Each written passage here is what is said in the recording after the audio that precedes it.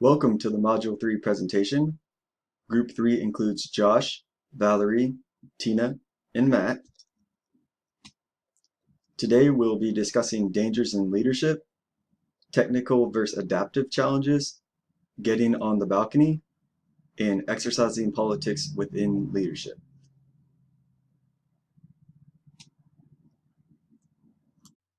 The first major point that we will discuss is how leadership is dangerous. Leadership is dangerous for many reasons.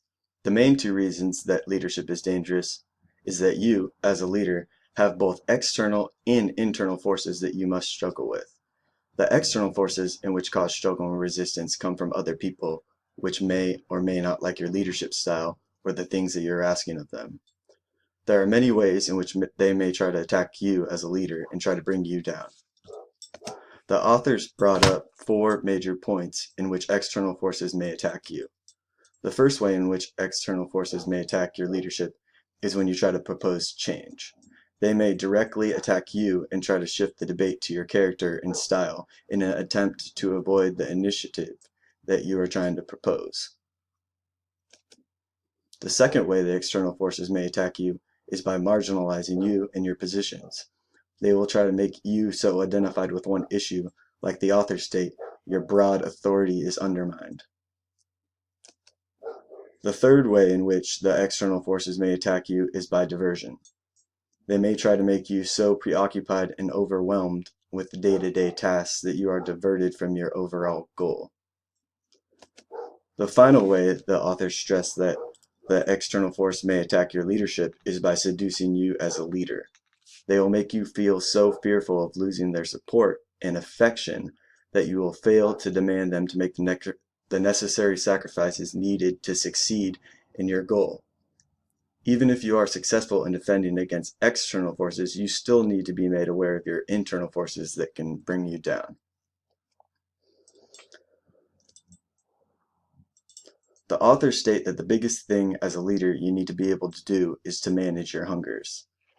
These are expressions of our normal human needs which can disrupt our capacity to act wisely and purposefully. The most influential human needs that we have are power and control, affirmation and importance, and intimacy and sexual pleasure. The authors explain that to manage your hungers, you need to realize your vulnerabilities and learn how to take action to compensate for them. There are two main types of challenges that you will face as a leader. The first type of challenge is technical challenges. These are challenges that are clearly defined and can be solved by experts, usually somebody that's in senior leadership. These type of challenges are usually widely accepted and receive little resistance. The second type of challenges are adaptive challenges. These challenges are much harder to solve, but have long-term positive outcomes. The main way in which these challenges differ is that these challenges must be solved by the people, not the leadership.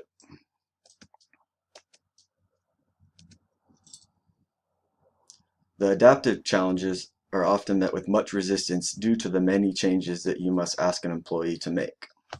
These changes can include asking employees to take on new roles, new behaviors, and new approaches to their work.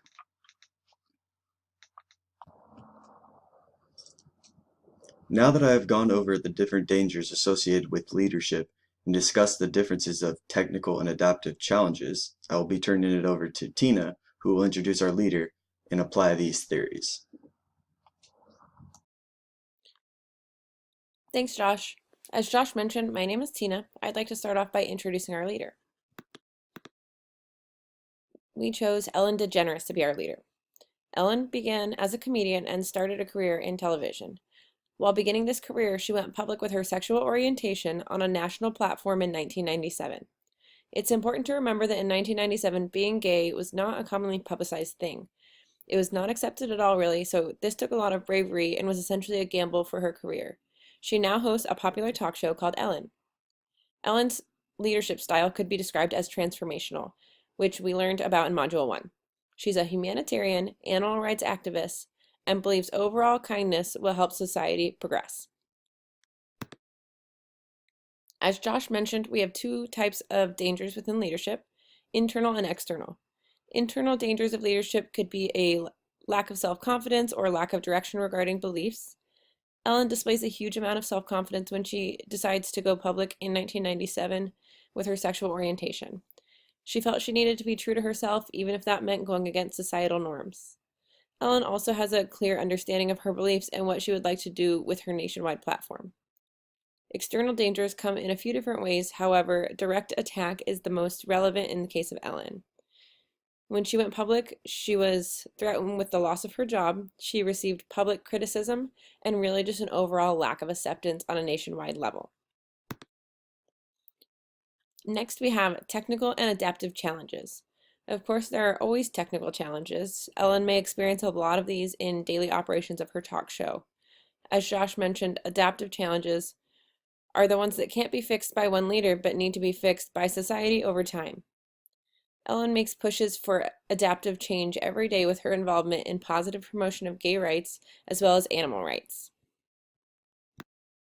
Here is a video of an interview from one of Ellen's episodes that's a good display of how she utilizes her national television platform to raise awareness of the adaptive challenges regarding LGBT acceptance. So let's talk about, I appreciated you asking me to give you the award this weekend. I was in Vancouver, but you got the GLSEN award this weekend, and that's so fantastic. And tell everybody, first of all, congratulations. Thank you. But they really need the help right now. They do. GLSEN is an amazing organization for those of you who haven't heard of it. They provide support for gay, lesbian, transgender teens in schools, specifically in the school environment. And a lot of the work that GLSEN does is on a local level. They work with the teachers in the schools, and they do a lot of research and they do a lot of polling. And we know GLSEN's research shows definitively that this year there's been an increase of violence against gay and lesbian transgender teens in schools, an increase of 65%. So, I mean, could you just imagine having a sweet little baby in second grade or third grade or fourth grade, and they're different than the other kids, and every day they're faced with anxiety and fear about getting beat up and harassed and bullied. And this year specifically, I don't even want to get into why the violence in this country is at such an alarming rate, but it is. And something we can all do that we know also from GLSEN research that really works is we set up gay straight alliance clubs in the schools. The kids feel supported, they feel protected, and they feel safe, and they learn better. There's less incidents of depression and suicide, and so there is something that we can do to help these kids that the research shows is very effective. Yeah, it's called the Gay Straight Alliance. So for all the straight kids out there, if there's not a Gay Straight Alliance club in your school, please, I'm begging you to start one, because it's what you can do. You're not old enough to vote? Yeah. Specifically, it's important because if you're not old enough to vote, that is something that you can do that will make a real difference and really help kids. Yeah. So please, I beg you. I love that you're so passionate about that. Now that you've met Ellen and heard a bit about how she deals with dangers in leadership, as well as technical and adaptive challenges, I'm going to hand it over to Valerie while she'll explain the concept of getting on the balcony, as well as exercising political thinking within leadership. Thanks, Tina. Hyphens and Linsky use many metaphors in their writings. A key concept that they reinforce is the art of moving from being a participant to an observer and back again. They call this getting on the balcony. They want you to enjoy the dance floor, but in doing so, you only see what is right around you. To see the whole floor, you need to move to the balcony. Take in all the dancers, see where the corrections need to be made, and then rejoin the dance. But if you aren't a dancer, did you understand the analogy? How about sports? Magic Johnson was a great basketball player who could see the whole court. He knew who was ready to receive a pass and could take the shot. Or as Walt Whitman said, it's being both in the game and out of the game. For most of us, this is not something that comes naturally. We must learn how to do it. An easy exercise is to simply sit back a little from the table while in a meeting. Sit at the table, speak to the group, and then move your chair back and take a moment to observe. Instead of simply listening to the words, watch the body language. watch the interactions of the rest of the group. Then, just as easily, pull your chair back to the table and once again be an active participant. Taking that physical space will also give you a momentarily mental space and allow you to observe things. Why is this important? If we stay on the balcony too long, we may observe the patterns and see issues as they arise, but we cannot affect change. On the same note, if we're always on the dance floor, we miss seeing what others are doing. We need the bigger picture. Moving from the dance floor to the balcony and back again allows us to see what is occurring, make necessary changes or interventions, see if our corrections have worked, and then return to the dance. In Leadership on the Line, Heifetz and Linsky dedicate a chapter to thinking politically as it applies to leadership. In other writings, they refer to these as tactics for survival and success. Out of the 6 aspects of thinking politically, 1 is for use with those that side with you on an issue, 1 for those that oppose you, and 4 for those that are undecided and you want to bring to your side. Heifetz and Linsky stress that the importance of having personal relationships. Whether they called it find partners or don't do it alone, having partners can bring strength to an issue, but it's not always an easy task. Even with those that side with you, potential partners may want to wait and ensure that they have chosen the right side to be on. Having partners can give you different viewpoints, which can help strengthen your case. It's also a good idea to know what other alliances your partners have. You may be able to gain more partners through them, or find that they have commitments that could be in conflict with your goals. There is a saying, keep your friends close and your enemies closer. Heifetz and Linsky reiterate this thought when they write, keep the opposition close. While it's not an easy or fun task to talk to people you know oppose you, it is important. You need to understand their perspectives so that you can learn what change they fear and how to counter it. There may also be those that are still undecided and need to be courted. You can sway them to your side. Acknowledge their loss. When we lead others, we will ask them to make changes. They have to make choices between 2 things that they value. To be an effective leader, you need to acknowledge this. Be aware of what it is you're asking of them. Clarify and communicate your goals often. People need to understand what they are working toward, as well as understand what the consequences are if the goals are not attained. When making decisions that affect a company, you cannot make everyone happy. You need to understand and accept that casualties will happen. It is inevitable and unavoidable. Be prepared. Sometimes leadership actions can be thwarted by an unwillingness to make the hard decisions. We want everyone to agree with us, but that will not always happen. When leading others through change, you need to accept responsibility for your piece of the mess. Unless you are new to the company, there's a high likelihood that you contributed in some ways to the issue that now needs to be corrected. If you try to lay the blame on others, in addition to possibly misdiagnosing the situation, you will also anger others instead of inspiring them and leading them to a better outcome. Model the behavior. You're asking others to make changes, to do things differently. You must be willing to make the same changes. And sometimes these changes might just be symbolic. When Lee Iacocca was the CEO of Chrysler, he reduced his salary to $1. He obviously could afford to live on that, but what he showed his employees was that he was dedicated to make personal sacrifices to turn the company around. This motivated his employees to buy into his plan to revive Chrysler.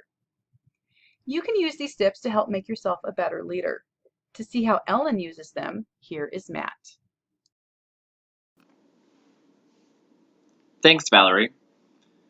When applying the concepts of getting on the balcony and thinking politically, Ellen DeGeneres serves as a prime example. Throughout her career, Ellen showcased that leadership is often a balance between active participation and self-reflection. Heifetz and Linsky's metaphors are extrapolated by her actions. In fact, one of the most important social movements of our time was due in part to her calculated acknowledgement of her sexuality.